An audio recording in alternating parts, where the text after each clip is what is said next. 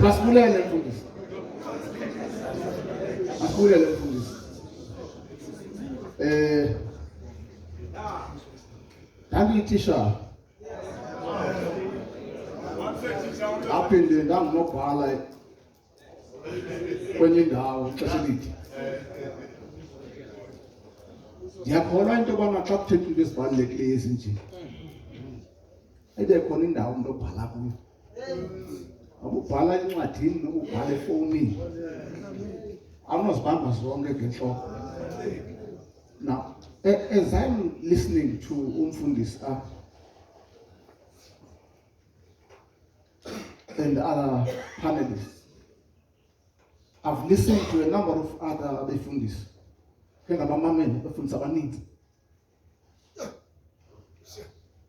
Uthixo utyale into enzima apha kuthi. But ilizwe linale ngxaki linayo, kodwa kukhona into ityaliweyo apha kuthi enithi xa nimile apha nibeke imicimbi. Ukunzula kwenu kube kwenye level engafumanekiyo nakule ndawo sikhokhelwa kuyo. The depth, the quality.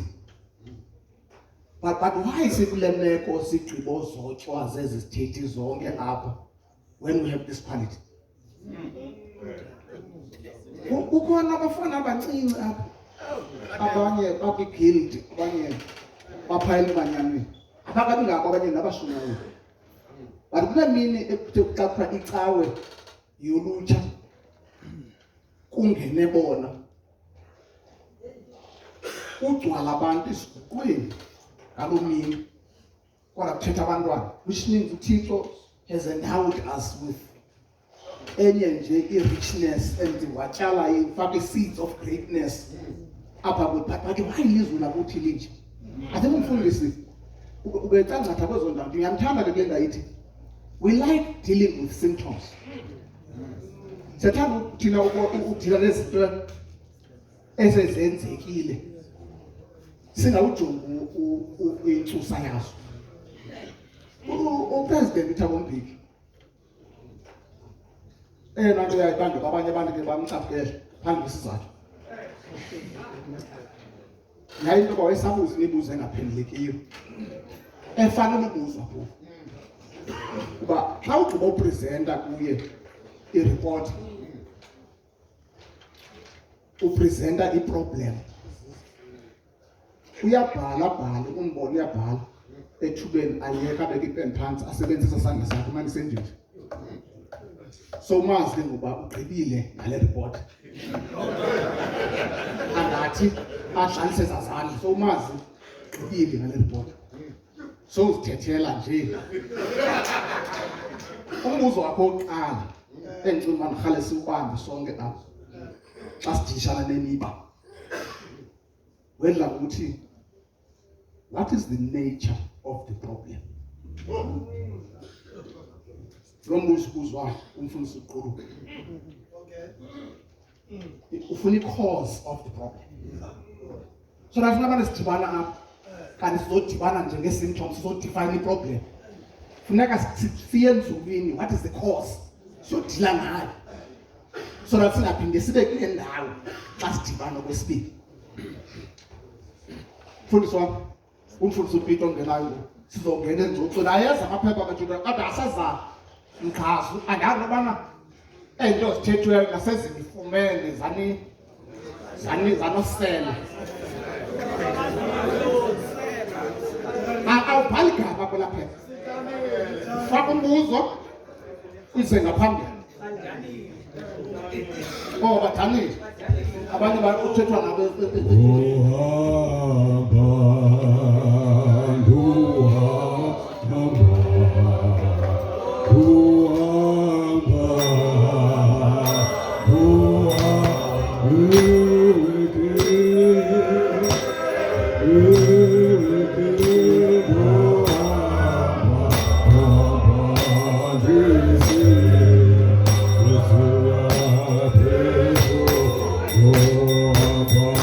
Oh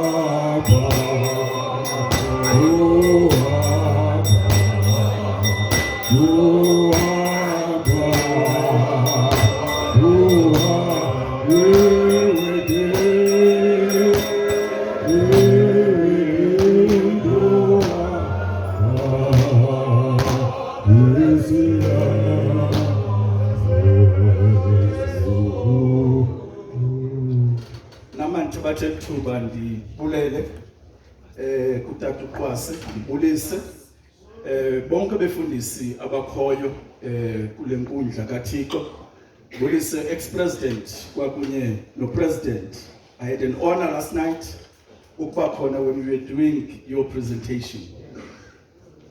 Mandibulise kwakhona i-executive, ndibulise bonke endikunye nabo kwi-panel, ndibulise amadodana, ndibulise nomama phanga semva, ndinibulisa egameni elihle lenkosi uYesu Kristu molweni.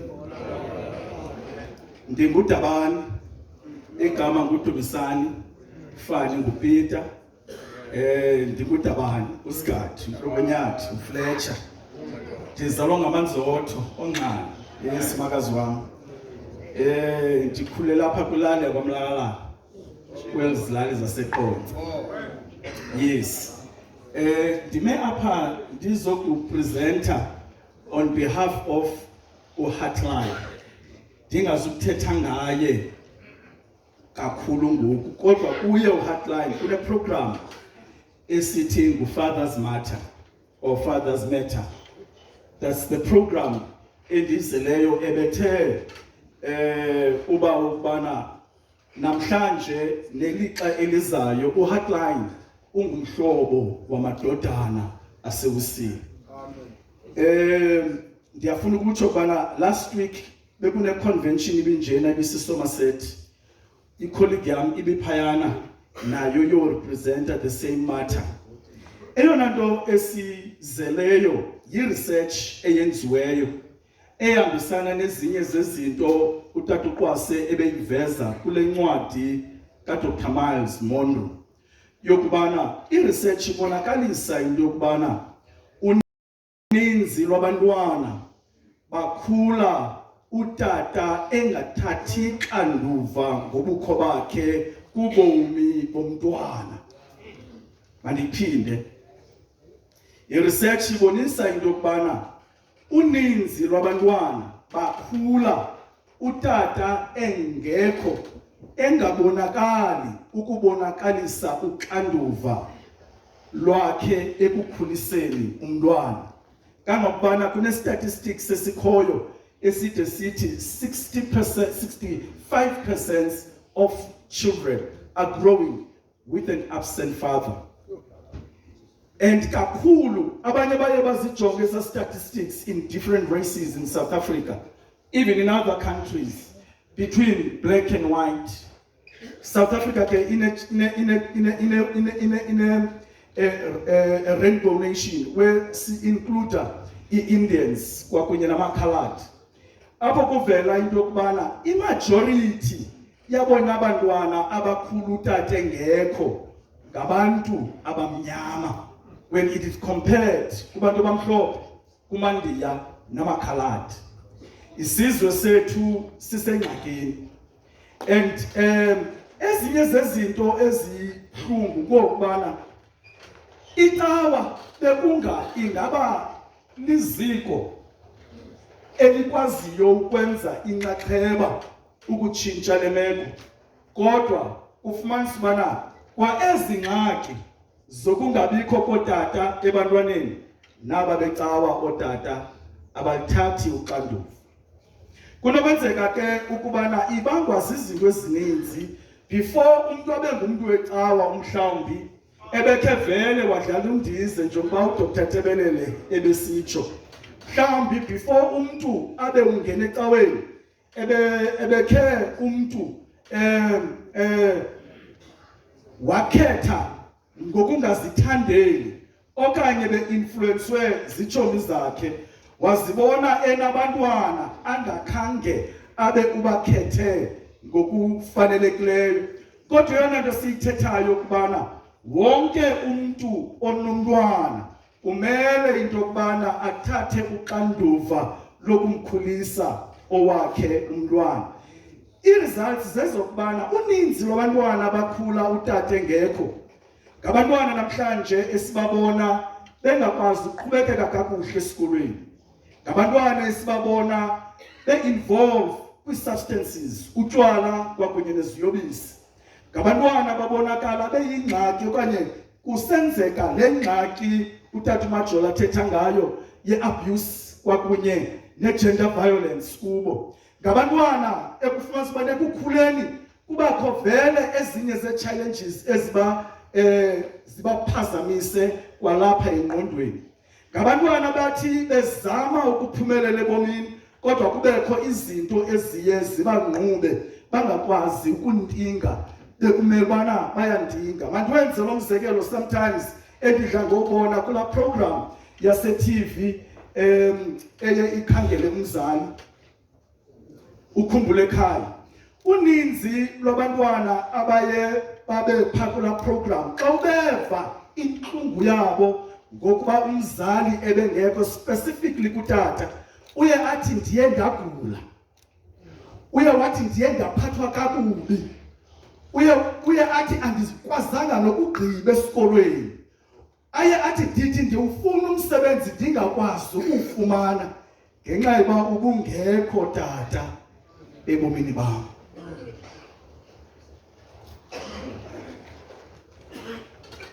Nayiva le ndithetha ngotata. Now, mandigqibe ngokuthi uxanduva lukatata ngelinye ixesha ingakhangeleka ngongathi yinto engabalulekanga. Kodwa ndiyafuna mna ukuba ndithi ukubana oomama siyabancoma ngokuthatha uxanduva ekukhuliseni abantwana, nolukatata kumelwe into yokubana lufane xhebe lungaba nangaphezulu kunoxanduva lukamama. Ngoba umntwana ndinenkolo yokubana uphuma kuyise. The real identity of the child iphuma kuyise.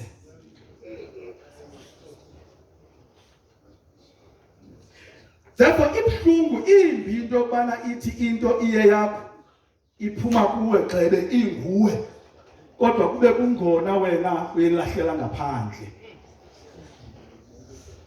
Manditsho nale yokubana uninzi lwabantwana bangakhuliswanga kakuhle, bekhuliswa ngabanye abantu. Iba yinyweba xa kunokwenzeka ukuba utata omkhulu bekhona, umalume bekhona, utata omncinci bekhona, nayiva le ndithethayo. Kuba yinyweba kanti bikhona omnye umntu oyimain ekukhulisweni komntwana, noko akwazi ukubona nokufunda. Kodwa kubuhlungu kakhulu xa kungekho kwaloo mntu indoda xa umntwana ebekhula, kakhulu kwalo uyindoda.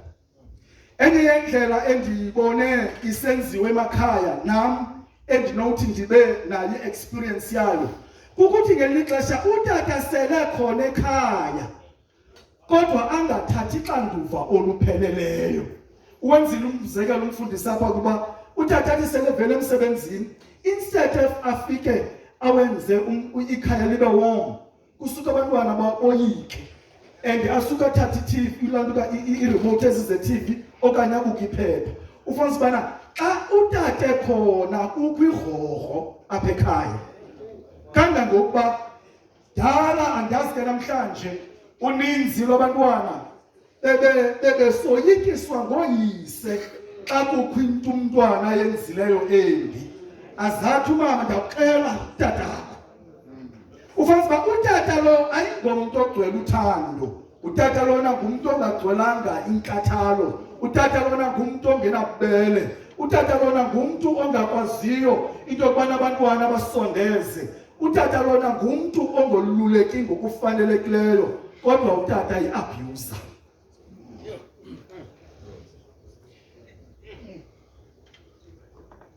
Ndibe ne-incident last year ngeli xesha kolukiwe. Ndingumntu owe awavizithela amakhwenkwe esuthwini. Ndine-lessons endizenzayo bawuqwase nasesikolweni ndiyazenza ze-self-leadership.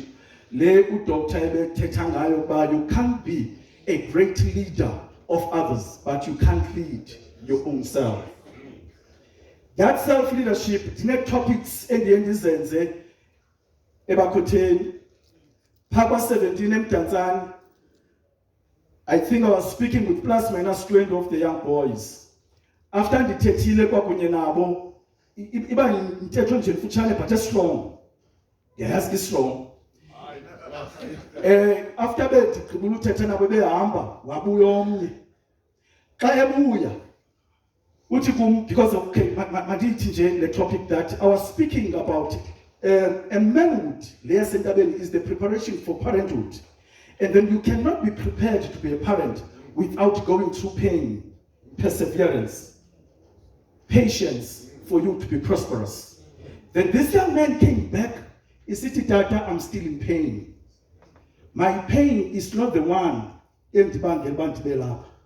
but my pain is the absence of my father.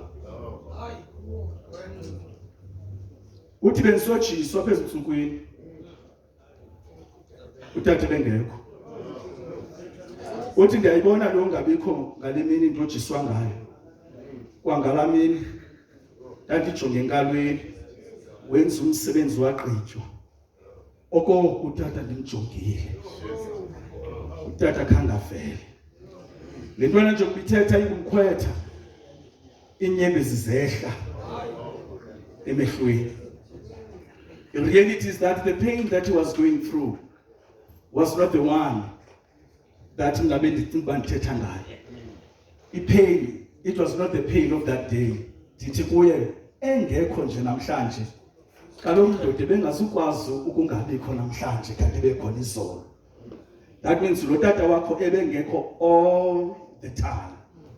Then I said when I was comforting him, I am here now as I'm speaking with you, as the man and as the father, to represent an absent father.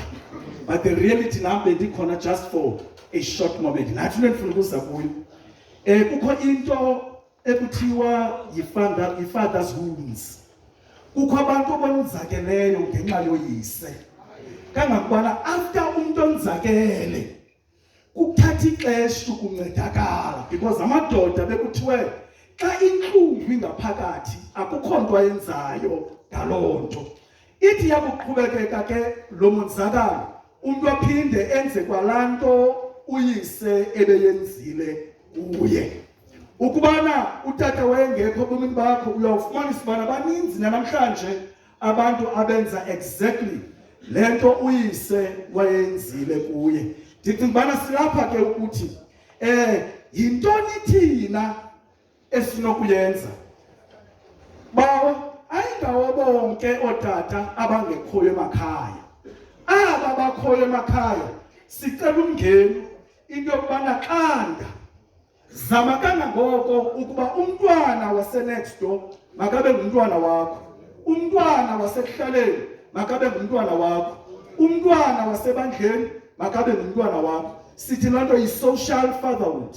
Sicela umngeni into yokubana masenze loo nto. Number 2, sicinga into yokubana aba benza umsebenzi olungileyo mababe zii-role models kwaba tata abangenzi umsebenzi olungileyo.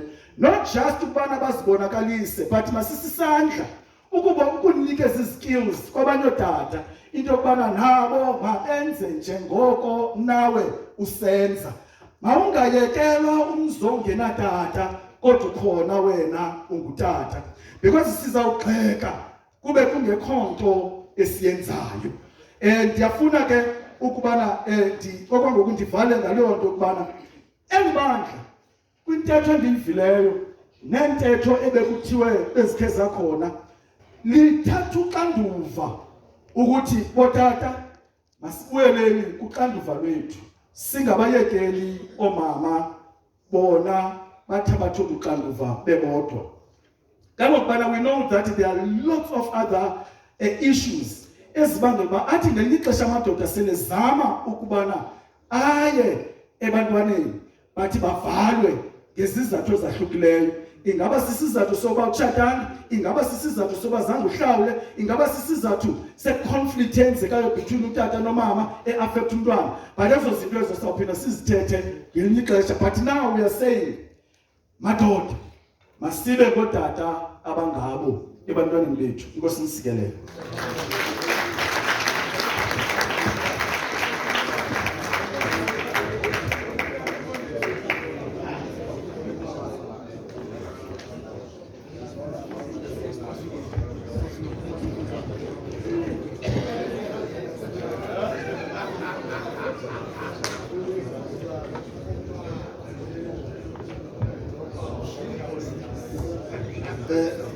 enkosi kakhulu masiqhwabeleke zonke ii-panels zethu.